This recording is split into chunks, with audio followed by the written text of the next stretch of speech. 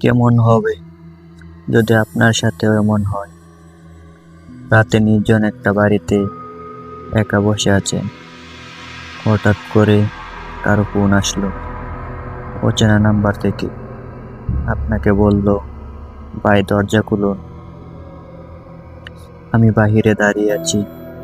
অথচ আপনি স্পষ্ট করে দেখতে পাচ্ছেন বাহিরে কেউ নেই। হাঁটার শব্দ আসছে আপনার কানে। ওই সময় আপনি কি করবেন? একবার ভাবেন তো। এটা গল্প নয়, বাস্তব একটি ঘটনা। এই ঘটনাটি ঘটে বাংলাদেশের এক শহরে 2019 সালের দিকে।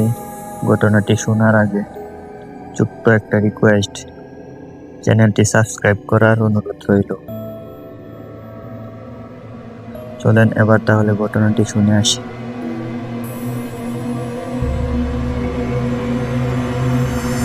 এই ঘটনা ঘটেছিল বাংলাদেশের ওই এক শহরে 2019 সালের দিকে।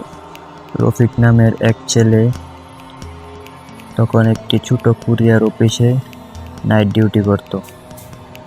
অফিসটা ছিল শহরের একেবারে শেষ প্রান্তে। চারপাশে ফাঁকা জায়গা, একটা পুরনো স্কুল বিল্ডিং আর পরিত্যক্ত মাঠ। রাত 1:45, সব কাজ শেষ। রফিক বসে মোবাইল দেখছে। হঠাৎ ল্যান্ডফোন বেজে উঠল। সমস্যা হলো, এই অফিসের ল্যান্ডফোনে রাত 12টার পর কল আসার কথা না।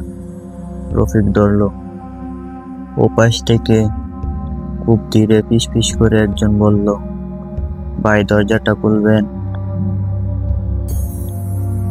রফিক চমকে উঠল, বলল, কে আপনি? ওপাশ থেকে উত্তর এলো, আপনি তো আমাকে দেখতেই পাচ্ছেন। রফিকের বুক কেঁপে উঠল, কারণ সে জানালার দিকে তাকিয়ে কাউকে দেখছে না। সে বলল, মজা করবেন না ভাই।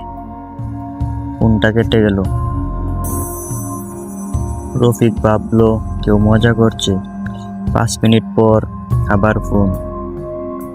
এবার ওপাশ থেকে পরিষ্কার কণ্ঠে বলা হলো,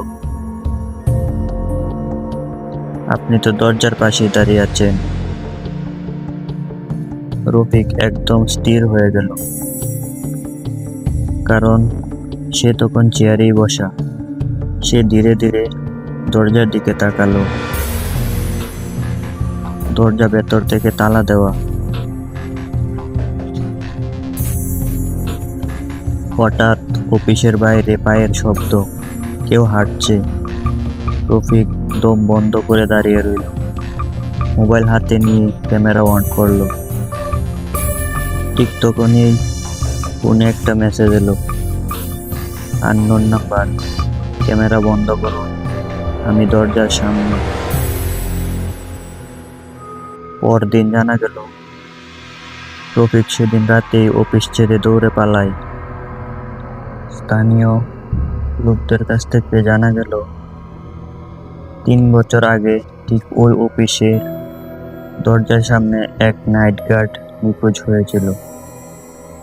তার ফোন আর ল্যান্ড ফোন দুটোই পাওয়া গিয়েছিল অফিসের ভেতরে।